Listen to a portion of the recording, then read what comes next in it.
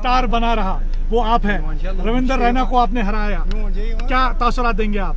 देखिए, मैं नौशहरा के लोगों का शुक्रिया अदा करता हूँ, चाहे किसी भी जात या किसी भी बरादरी से ताल्लुक़ रखते हैं। उन लोगों ने सच्चाई और झूठ पे ये इलेक्शन चल रहा था और उन्होंने सच्चाई का साथ दिया, झूठ का साथ नहीं दिया।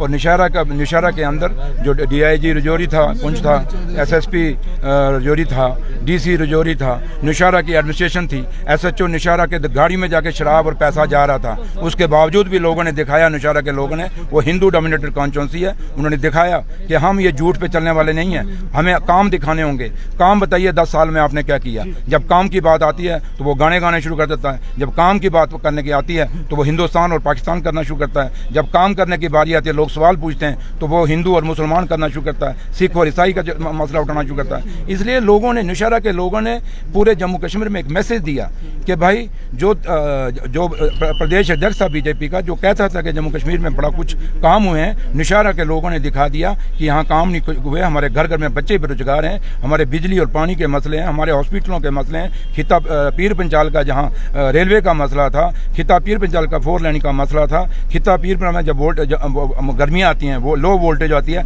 उसके मसले थे। इन मसलों पे उस जो मेरे मुकाबले में कैंडिडेट था उसने बात नहीं की, सिर्फ लोगों को गुमराह करने की बात की और सिर्फ गाने की बात की, इससे सिवाय कुछ नहीं किया। तो आज जब ये इलेक्शन आया, उन्होंने, लोगों ने दिखा दिया कि आपने स्टेट को तोड़ा, यूटी बनाया, हम इसको नहीं मानते। लोगों ने ये दिखा दिया कि अगर हिमाचल में स्पेशल स्टेटस है, बिहार के स्पेशल स्टेटस मांग रहे हैं, अगर हिमाचल में हमारे बच्चे नौकरियां नहीं ले सकते, ना जमीनें ले सकते, तो जम्मू कश्मीर के अंदर क्यों बाहर के लोग आके हमारे बच्चों का रोजगार छीनेंगे, क्यों हमारे लोगों की जमीनें छीनेंगे? इन मुद्दों पे नौशहरा के लोगों ने वोट डाला और मुझे कामयाब किया। इसलिए उन सबका मैं बहुत बहुत शुक्रिया अदा करता हूँ जिन्होंने मेरा साथ दिया और एक जंग में मुझे जिताया।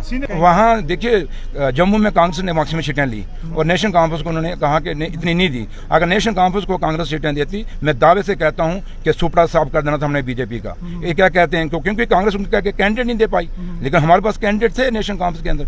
कश्मीर में हमने कैंडिडेट दिए, जीते। और जैसे नौशहरा की सीट थी, यहाँ भी कांग्रेस मांग रही थी, जबकि यहाँ भी अगर कांग्रेस को मिलती तो यहाँ भी जमानत जब्त होनी थी। इसलिए ये कांग्रेस के जो फैसले हुए उसके कारण बीजेपी को 29 सीटें मिली हैं। अगर कांग्रेस नेशनल कॉन्फ्रेंस की बात मानती और मेरे लीडर डॉक्टर फारूक और उमर अब्दुल्ला की बात मानते, मैं दावे से कहता हूँ जम्मू के अंदर एक सीट इनको नहीं मिलनी थी, क्योंकि जम्मू का व्यापारी दुखी है, जम्मू के लोग दुखी हैं, टोल प्लाजा से दुखी हैं। वहाँ जम्मू के अंदर आपने देखें सड़कों की क्या हाल है, जो स्मार्ट सिटी बनाई, सारी टाइलों का क्या हाल है, थोड़ी सी बारिश होती है जाम लग जाता है। तो इसलिए लोग वोट डालना चाहते थे, लेकिन लोगों को कैंडिडेट नहीं मिले, जिसके कारण वहाँ नुकसान हुआ। लेकिन ये सवाल आपको कांग्रेस से पूछना चाहिए, क्योंकि मैक्सिमम देखिए, मैं भगवान से यही शुक्रिया अदा करता हूँ कि जो मुझे उन्होंने मुकाम दिया, ये भी मेरे लिए बहुत बड़ा, क्योंकि जिसको मैंने हराया वो जम्मू कश्मीर का भारतीय जनता पार्टी का अध्यक्ष था, प्रदेश अध्यक्ष था, और वो एक चेहरा था जम्मू कश्मीर के अंदर। और उसके हारने का मतलब है कि जम्मू कश्मीर के अंदर लोगों ने बीजेपी की जो झूठी पॉलिसी है उनको एक्सेप्ट नहीं किया। Thank you. बहुत शुक्रिया। Thank you sir.